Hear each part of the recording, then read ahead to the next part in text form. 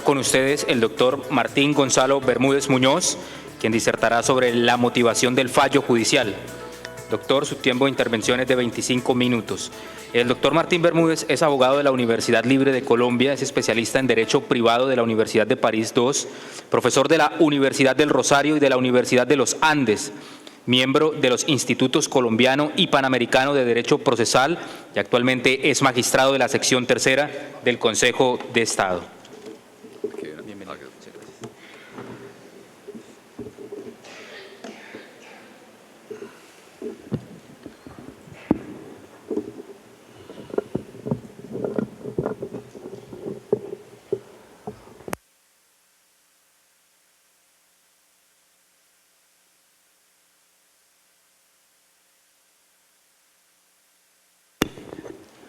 Buenos días.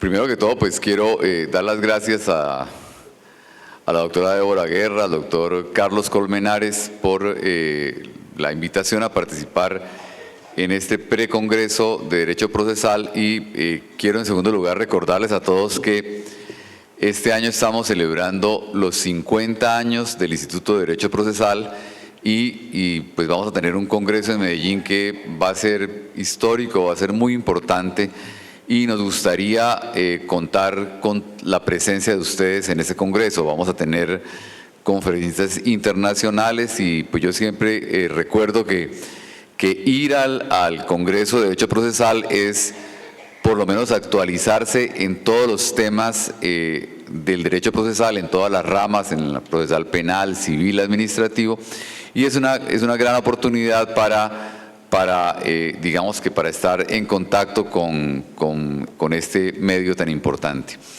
Bien, yo voy a referirme hoy a un tema que es la motivación de los fallos judiciales. Y me voy a referir a este tema porque en realidad creo que hoy estamos en una muy grave crisis en la jurisdicción. Y la muy grave crisis en la jurisdicción depende de la congestión judicial y de la mora judicial. Ustedes han oído siempre decir que no hay justicia cuando la justicia es prolongada, que la justicia retardada no es justicia. Y pues es evidente que hemos, digamos que traspasado los límites de la mora judicial. Hoy en la corporación donde yo me encuentro ahora tenemos un estado de congestión realmente aberrante. O sea, es imposible que un proceso de reparación directa, un proceso en que una persona reclama un daño o un proceso en que una persona quiere discutir un incumplimiento de un contrato pueda demorar 15 y a veces 20 años. O sea, eso no tiene ningún sentido. No tiene ningún sentido que un juez diga estoy reparando las víctimas de un accidente o las víctimas de un asesinato, las víctimas de cualquier daño, cuando lo hace 10 o 15 años después. En ese momento los hijos ya han crecido, la situación ha cambiado totalmente. Yo creo que ahí dejamos de hablar de reparación y digo yo empezamos a hablar de negocios. Entonces las reparaciones directas o la responsabilidad extracontractual contra el Estado dejó de volverse un sistema de reparación y se vuelve un sistema de negocio donde aparecen abogados que compran los negocios o firmas que compran los negocios y que pues simplemente tienen el negocio de esperar mucho tiempo para recibir grandes sumas de dinero, cuando en realidad la persona que ha sufrido el daño pues no recibe una reparación porque no lo recibe oportunamente. Y pues ni decir otra cosa de un contrato con el Estado, o sea, ¿qué inversionista quiere contratar en Colombia cuando sabe que un litigio contra el Estado puede demorar más de 10 años o más de 15 años? Pues es imposible pretender invertir en un país donde usted puede, para recuperar lo invertido, tenga que esperar 10 años. Entonces, en realidad la situación es bastante grave, es muy grave y pues digamos que cada vez que los gobernantes arrancan, dicen hay que hacer una ley, o hay que reformar el código, o hay que sacar un decreto, porque yo creo que las leyes es lo que sale más barato, ¿cierto? Entonces lo que creo que hay que hacer es que tratemos de cambiar por lo menos la metodología de trabajar, que con lo que tenemos tratemos de hacer algo. O sea, bien o mal tenemos una codificación, y me parece que en esto de cambiar el estilo de comunicarnos, el estilo no solamente de motivar las sentencias judiciales, sino el estilo de escribir, si cambiáramos esa metodología, creo que podríamos avanzar o podríamos ser mucho más eficaces. A Colombia llegó la teoría de la argumentación, llegó la teoría del nuevo derecho, de la retórica, del precedente jurisprudencial, de la línea, de la convencionalidad, de la Corte Interamericana de Derechos, y los jueces y los abogados terminamos alejándonos del objeto del proceso. El objeto del proceso, y yo quiero repetirlo mucho, el objeto del proceso no es otra cosa que resolver un conflicto entre dos partes. Los procesos judiciales no están hechos para enseñar, no están hechos para mostrar conocimientos jurídicos, están hechos para resolver de manera sintética un proceso. Y yo aquí quiero tal vez iniciar diciendo que una de los cambios que trajo el Código General del Proceso, o sea, obviamente que no estamos esperando, ni estamos diciendo que con la instauración del Código o con la traída de la oralidad vamos a cambiar todo de un momento a otro, no. Esta es una apuesta que le ha hecho el legislador, una apuesta que le hemos hecho los colombianos a una forma de agilizar. Y la forma de agilizar y de resolver los problemas en la oralidad no es simplemente decir cambiamos los memoriales por la audiencia, sino cambiamos la forma de pensar y cambiamos la forma de actuar. Cuando hablamos de oralidad, estamos esperando, estamos aspirando que un juez sea capaz de resolver un problema en una audiencia. Que un juez tenga la capacidad de oír al demandante, de oír al demandado, de verificar sus pruebas y con base en lo anterior, en la misma audiencia, resolver el proceso. En la misma audiencia, dictar la sentencia. La oralidad lo que pretende fundamental y filosóficamente es volver a traer al juez a dos cosas esenciales, a los hechos y a las partes, de las cuales nos alejamos desafortunadamente, nos alejamos citando doctrinas, nos alejamos volviendo el derecho una cosa técnica para iniciados, cuando el derecho tiene que volver a lo que es simplemente, repito, un mecanismo de resolución de problemas. Entonces, a lo que yo me voy a referir en relación con la motivación, pues tiene que ver no solamente con el trabajo de los jueces, sino tiene que ver con el trabajo de los abogados. Tiene que ver con el trabajo de lograr o de tener un método para ser eficaces, para transmitir eficazmente las ideas y para poder producir providencias y poder hacer escritos cortos, ¿de acuerdo? Es imposible, es absurdo que en las altas cortes sigamos teniendo sentencias de 200, de 300 o de 400 páginas. Eso no tiene ningún sentido. Yo hace rato llamo a sentencias castigo, ¿cierto?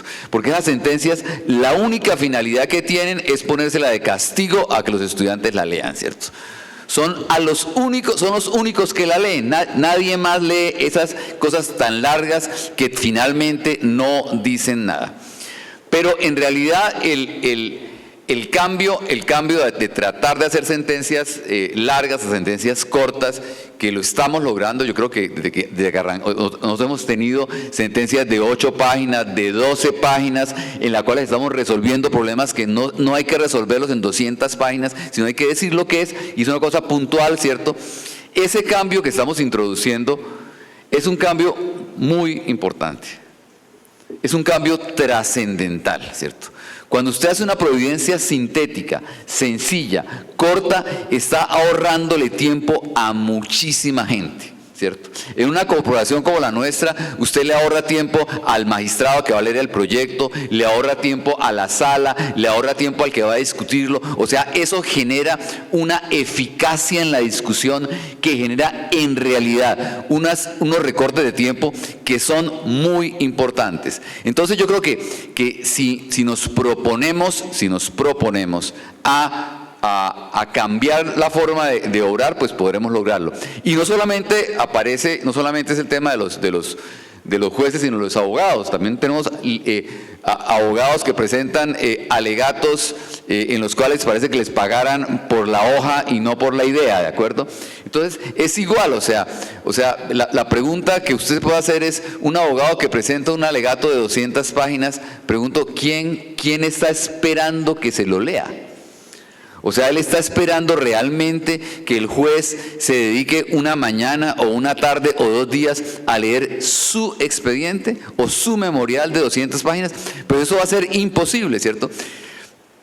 Hay un profesor de economía que dice que la atención es un recurso escaso. Cuando uno le dice a alguien, présteme atención, es porque le dice, prestar atención es un recurso escaso. O sea, uno no presta atención sino por un muy corto periodo de tiempo, y esa atención hay que tenerla allí. Entonces, ¿cuáles serían como los parámetros que creemos que podrían funcionar para esto? Uno, insistimos mucho en tener bajo esto aquí. En tener una metodología de trabajo. O sea, creo que eso es un tema que a los estudiantes y a todo el mundo me parece que es muy importante tenerlo, y es la importancia de saber que el trabajo hay que realizarlo con método, que hay que elaborar un método. Cuando uno tiene un método, tiene un camino para hacer las cosas. Entonces yo digo, el método es por dónde comienzo, cómo hago, cómo termino, qué reviso primero, cómo tomo notas, de qué adopto la decisión, cuándo comienzo a redactar. Son métodos que repito, algunos serán adoptados particularmente, otros serán copiados o traídos científicamente, pero digamos que lo importante que me parece, el mensaje importante aquí es que hay que tener un método. Hay que elaborar un método. O sea, uno no puede hacer lo que hacen muchos abogados, que es voy a hacer un alegato y se sientan al computador y empiezan a escribir, ¿cierto? Y arrancan a escribir. Lo que se les va metiendo en la cabeza lo van escribiendo y después le ponen título y subtítulo y arrancan, ¿cierto? Y presentan eso. Eso no puede ser, ese no puede ser el trabajo adecuado para presentar un escrito. 2, me refiero siempre frente a los jueces a indicar que cuando uno escribe, uno debe saber quién es el cliente del escrito. O sea, a quién le estoy trabajando. El cliente es el justiciable, ¿de acuerdo? O sea, una sentencia no se hace para la comunidad académica, no se hace para descrestar al superior, no es algo que es muy importante, no es para quien la redacta. Yo insisto en esto, ¿por qué razón? Uno a veces lee escritos de personas, ¿cierto? Y entonces la persona le dice, ¿qué quiso decir? Dice, yo quise decir esto, ¿cierto?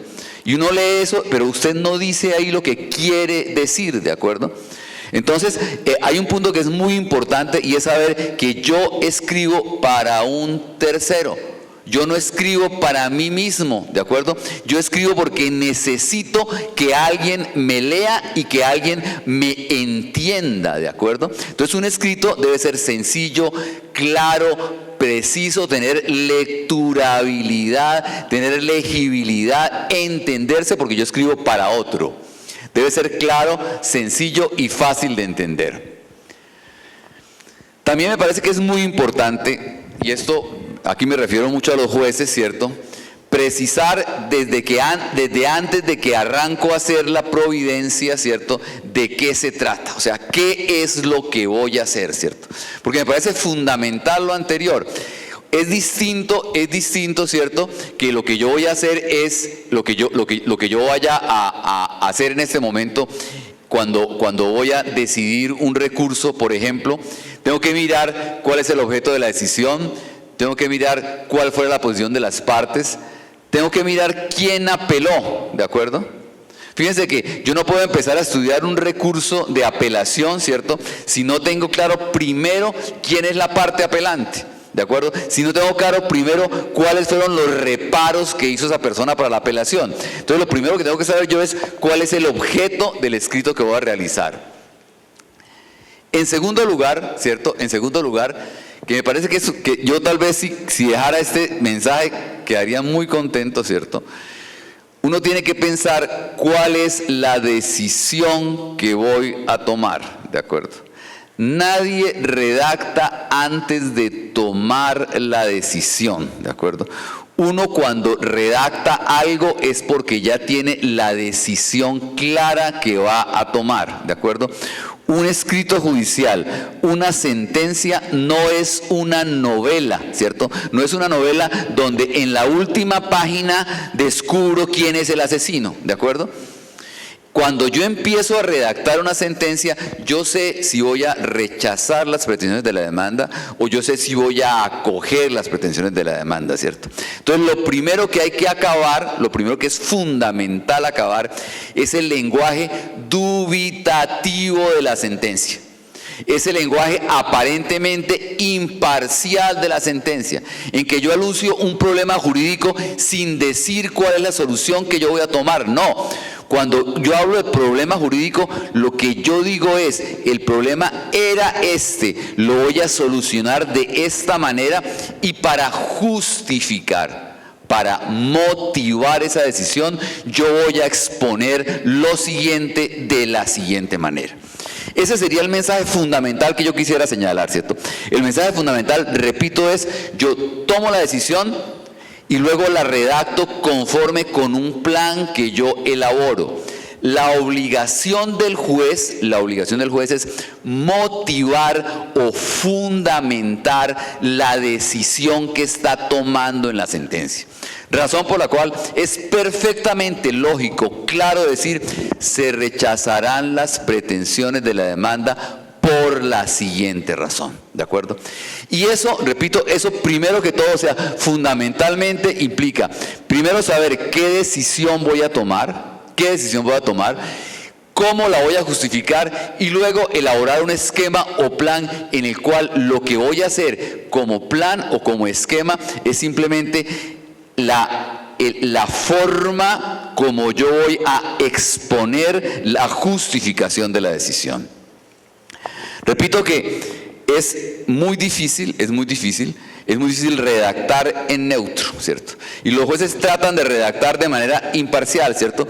Como si en la redacción tuvieran que ser imparciales. No, cuando el juez toma la sentencia, cuando hace la sentencia, repito, ya tiene la decisión y debe tomarlo. En segundo lugar, todo esto se hace antes de escribir, ¿cierto? Yo debo definir un esquema, una estructura del escrito, ¿de acuerdo? Y definir una estructura del escrito quiere decir dos cosas fundamentales. ¿Qué temas voy a tratar? ¿Qué temas son fundamentales para tratar? Y dos, ¿en qué orden los voy a tratar? La estructura para hacerlo es muy importante. Los franceses con la mentalidad cartesiana que tienen, ¿cierto?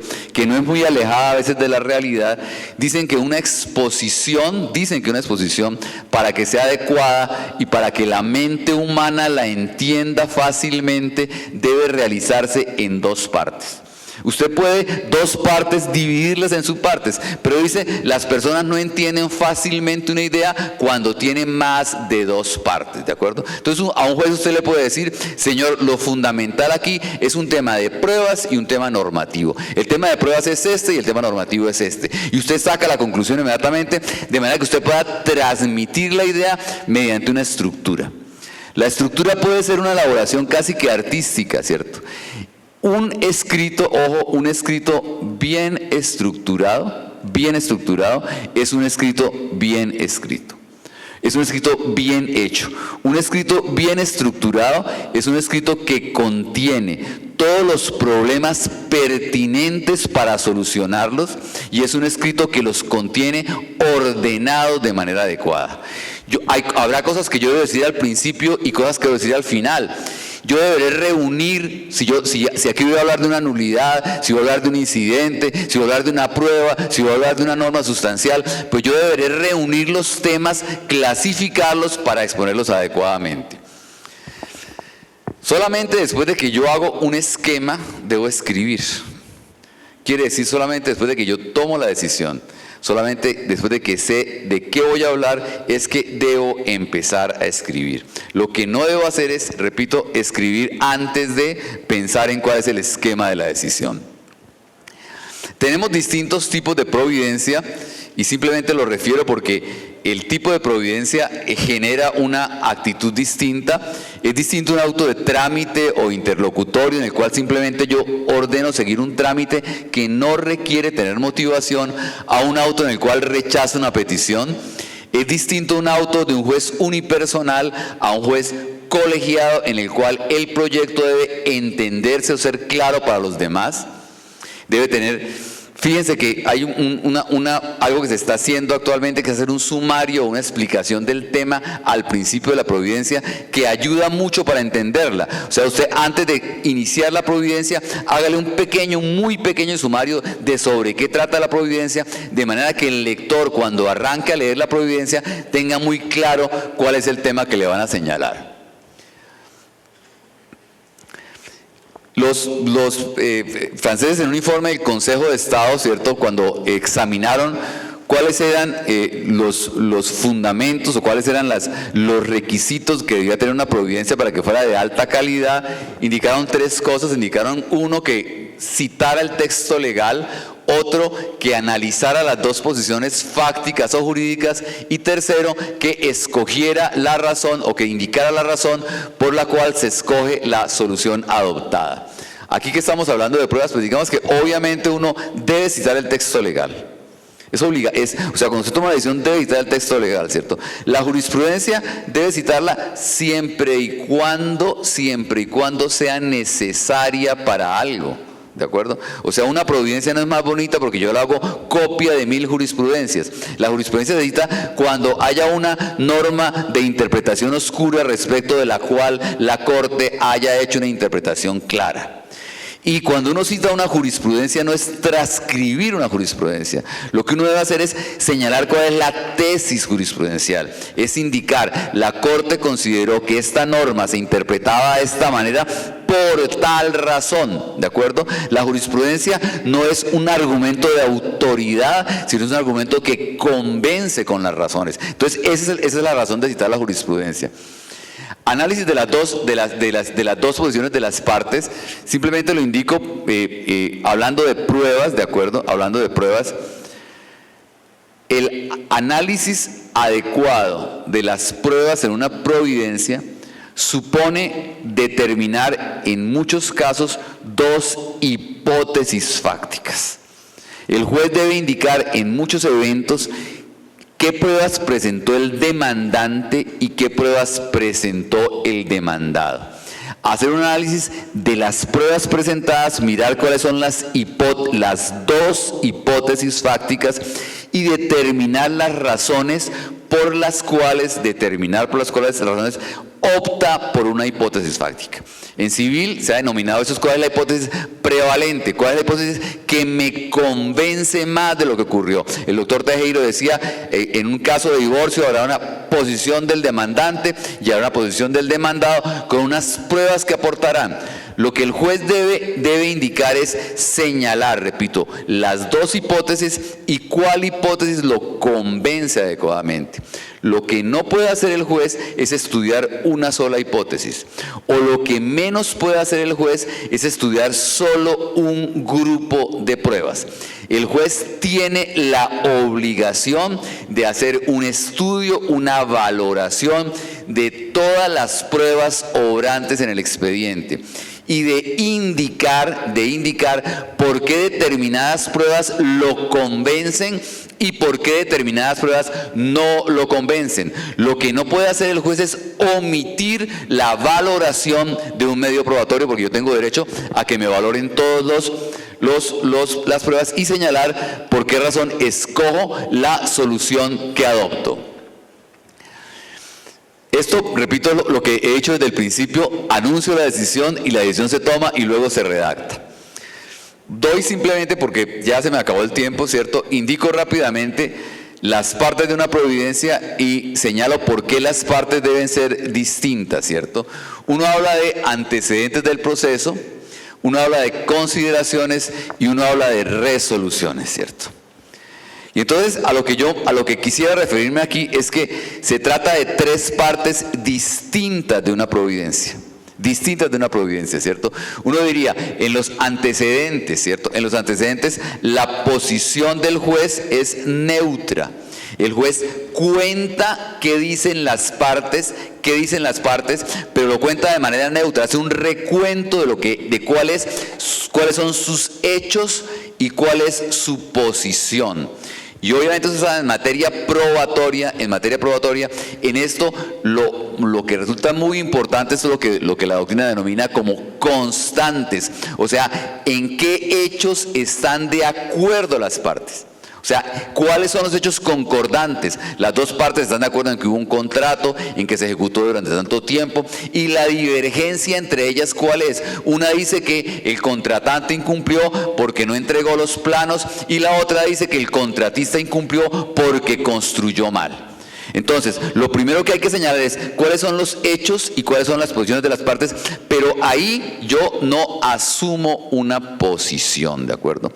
Asumo la posición cuando hago las consideraciones y motivo la providencia y resuelvo conforme con lo pedido.